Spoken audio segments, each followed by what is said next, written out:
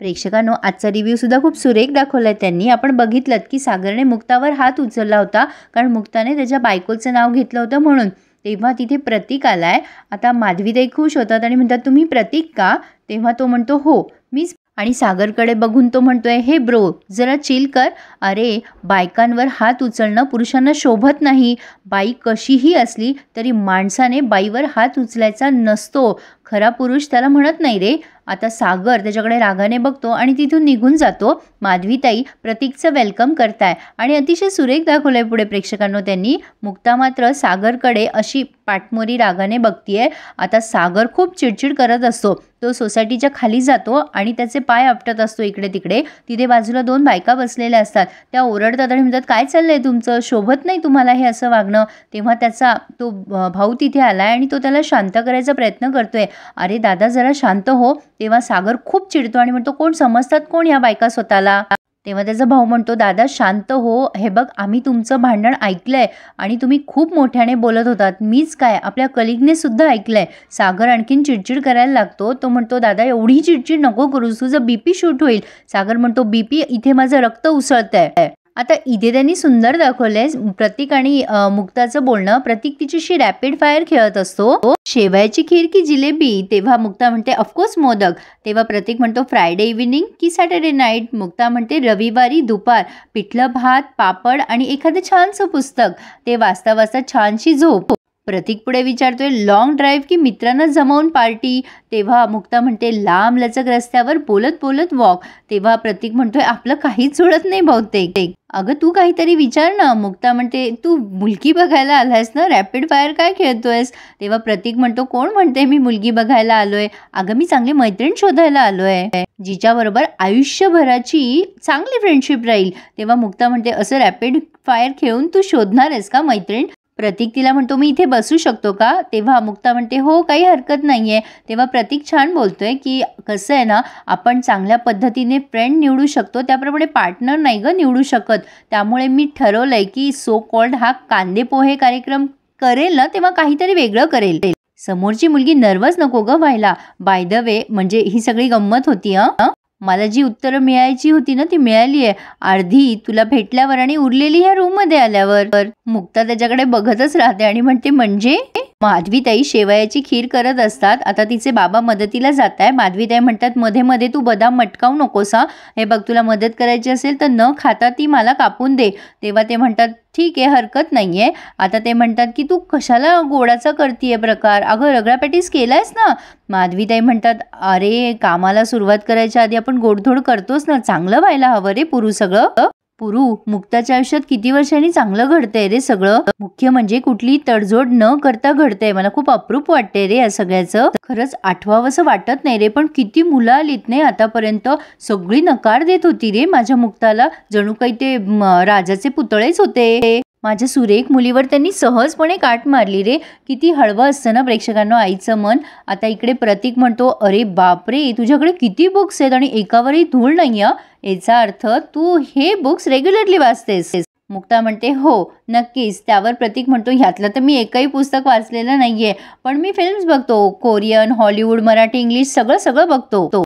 मी ना तुला फिल्म्स दाखवतो, तुम्हाला बुक्स दे. मुक्ता लगेच त्याला पुस्तक देते. तेव्हा तो म्हणतो, अरे वा आत्ताच दिलंस तू. तेव्हा मुक्ता म्हणते, हो सावकाश वाच. तेव्हा हा म्हणतो की तुझ्या रूमची वाईब ना खूप मस्त होमली आहे.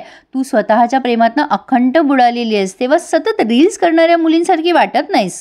म्हणूनच तर तू तुझ्या फोटोप्रमाणे तुझ्या आईबाबांचा सुद्धा फोटो ठेवलायस. मगाशी मी म्हणालो तुला की रगडा पॅटीसचा मस्त वास येतोय. तेव्हा मुक्ता म्हणते, अरे मी खरंच नाही केलाय तो, माझ्या आईने केलाय.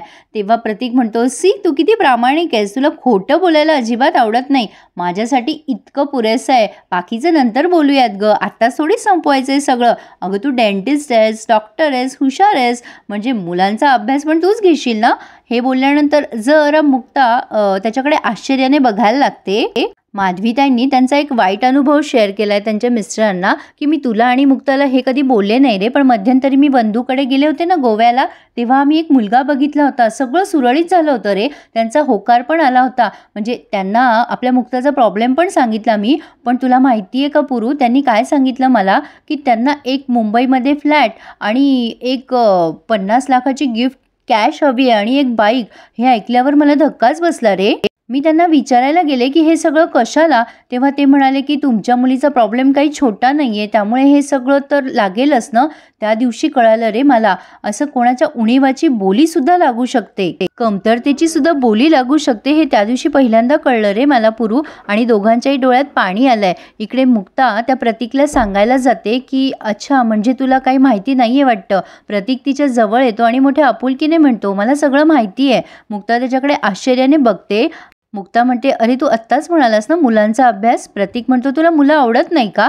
मुक्ता म्हणते अर्थातच आवडतात, पण तेव्हा प्रतीक म्हणतो की मग प्रॉब्लेम काय आहे. तेव्हा मुक्ता म्हणते मी कधीच आई होऊ शकणार नाही. प्रतीक खूप छान उत्तर देतो, अगं असं कोण म्हणतंय, आपण मूल दत्तक घेतलं तर काय हरकत आहे, मग तू आई होशीलच की. सागरची खूप चिडचिड होत असते कारण त्याचा गैरसमज झाला मुक्ताबद्दल, म्हणून तो त्याच्या भावाला सांगत असतो की त्या बाईने माझी पे स्लिप चेक, आणि ही मुलगी डॉक्टर म्हणवते ना स्वतःला, ह्यानं त्या कारणामुळे माझ्या सतत समोर येत राहिली रे.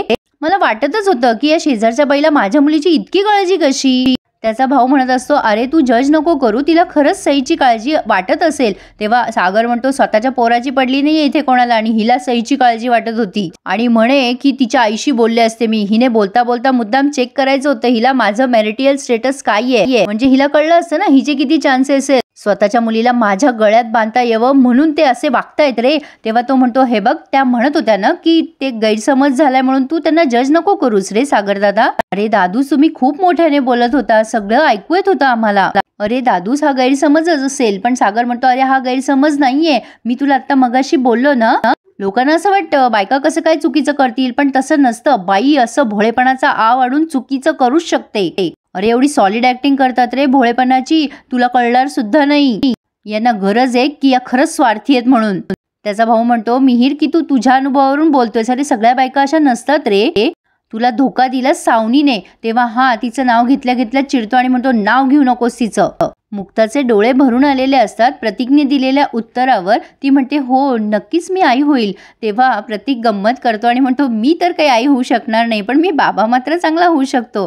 तेव्हा मुक्ता म्हणते तसं नाही रे, पण प्रत्येकालाच आपलं स्वतःचं मूल असावं असं वाटतंच ना.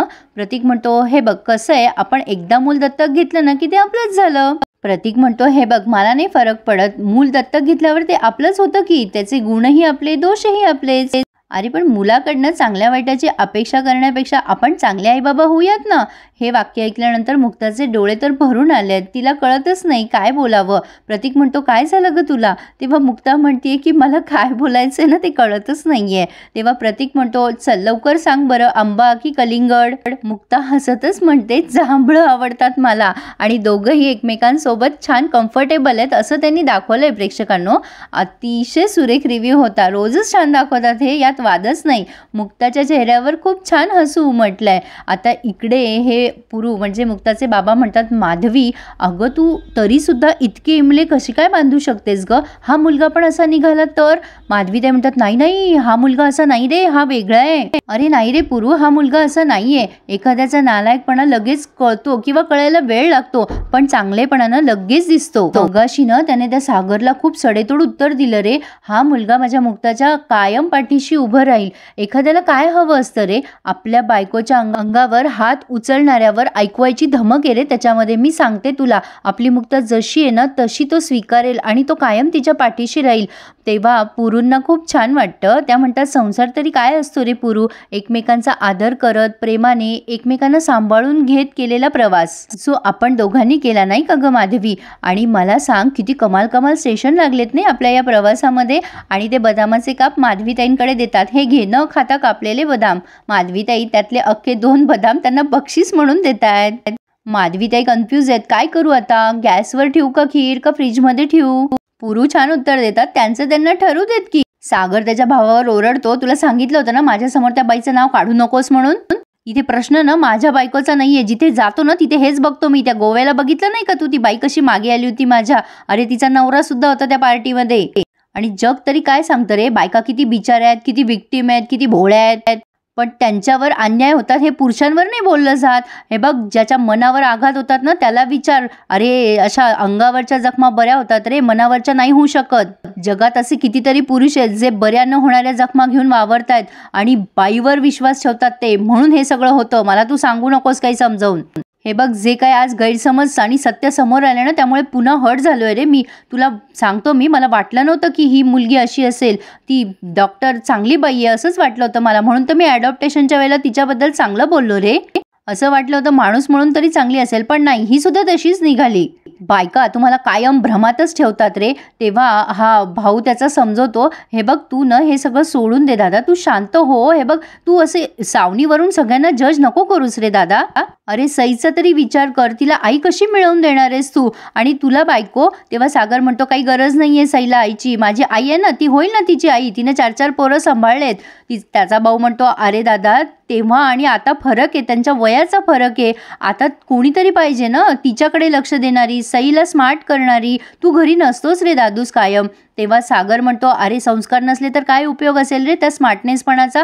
मला स्वार्थीपणाचे धडे देणारी आई नकोय माझ्या पोरीला, नकोच आहे आई, आणि मला बायको तर नकोय. माझी आई सांभाळायला समर्थ आहे सईला. तेव्हा तो म्हणतो, अरे दादूस असं करू नकोस, तुझ्या मनाचे दरवाजे तू प्रत्येक वेळेला असे बंद नाही करू शकत. कोणावर तरी विश्वास ठेव, तुझंही नशीब बदलेल. पण सागरला मात्र त्याची पहिली बायको आठवून आणखीन संताप होतोय. सागर बऱ्याच वाईट गोष्टींमधून पळून निघालेला पुरुष दिसतोय प्रेक्षकांनो, त्यामुळे त्याचे असे मत आहे बायकांबद्दल. त्यामुळे आपणही सागरला जज न केलेलंच बरं. तो आता विषय टाळतोय सगळे बोलायचे आणि त्याच्या भावाला म्हणतोय, तू जा वरती आणि आता सगळ्यांना सांग की तुम्ही घरी जा म्हणून, मला आता काहीच बोलायचं नाहीये. त्याचा भाऊ तिथून निघून जातोय आणि इथे त्यांनी हा रिव्ह्यू पूर्ण केलाय. पुढे आपण बघतोय की प्रतीक माधवीताईंना म्हणतो, मी आता निघतो, घरी गेल्यावर कळवतो तुम्हाला मी पोहोचलो म्हणून.